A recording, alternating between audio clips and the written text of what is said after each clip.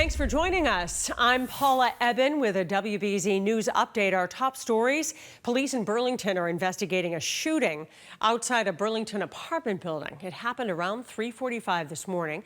Police tell us someone fired 21 shots outside the Avalon apartment complex on Arboretum Way, and no one was hurt. Police say the shooters were in a car that had been stolen from Everett.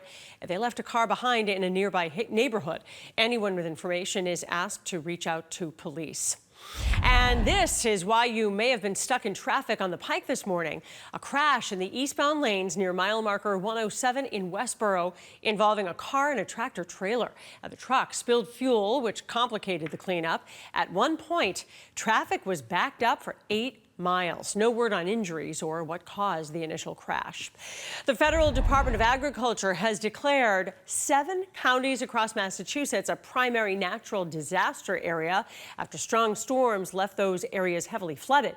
Now, this federal declaration allows farmers to apply for low-interest loans and to refinance existing loans. Those 7 counties are Berkshire, Bristol, Franklin, Hampden, Hampshire, Norfolk, and Worcester. The Healy administration is also making $20 million in funding available to support farms affected by severe weather. Speaking of weather, let's get a check of the forecast with meteorologist Zack. No doubt today is an absolute winner. Nonetheless, we still have to put some emphasis on the next big thing. Friday, heavy rain and localized flooding seem to be the main components on the menu, generally reserved from midday and onwards. It will likely last through our Friday evening plans, and with it, the ride home and any travel trying to head down to the Cape and the Islands, or maybe you're going up to the lakes and mountains. The entire Northeast is probably enveloped in this potential. With the downpours and the flooding concern, obviously it's just going to be exacerbating what we have already seen in previous weeks. Late July was completely waterlogged. So I think we have to check the basements, make sure the sump pumps are working, and we're going to stay within this event until early Saturday morning. So still some consideration as we wake up to kick off the upcoming weekend. Otherwise, today would be a top 10 day. There's just one criteria that's missing. It's not Friday or a weekend day. Nonetheless, we are beautiful with temperatures between the 70s and 80s. Dew points are very low, and there doesn't seem to be a cloud in sight over Boston. Oh, I'm sorry. There is just one lingering over my shoulder.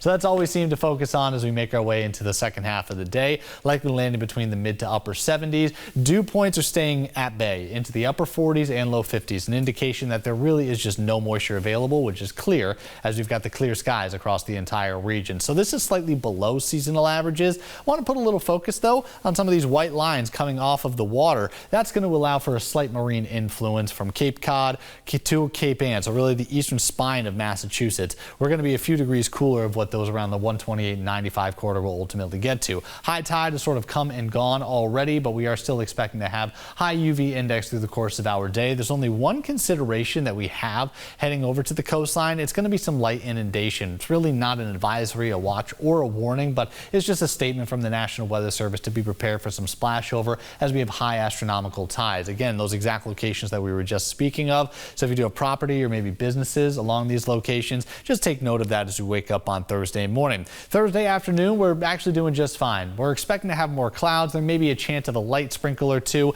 and there is the front that's lining up by the end of the week. Here's the snapshot at 8 a.m. Not much happening as of yet. The main event is to come. This is slowly going to be moving towards central and eastern Massachusetts, and we will fill everything in from midday and through the late afternoon. This is where the downpour potential is really going to be lining up. So we have some flash flooding concerns similar to what we saw at the end of last month. We may do enough to have some damaging wind. Always seems to be the case when you get strong thunderstorms. So severe potential is certainly on the menu as we go into the end of the week. Remember, Friday midday through Friday evening plans wrapping up as we go into Saturday morning. So if you have rehearsal dinners or you have anything going on Friday night, definitely take this into account. Now for the weddings themselves on Saturday, it's going to look gloomy and dreary at the start of the day. It's improving as we go into the afternoon. Let's clear those things out. We're going to be back into the sunshine, low 80s, and we'll carry that trend over into a beautiful Sunday.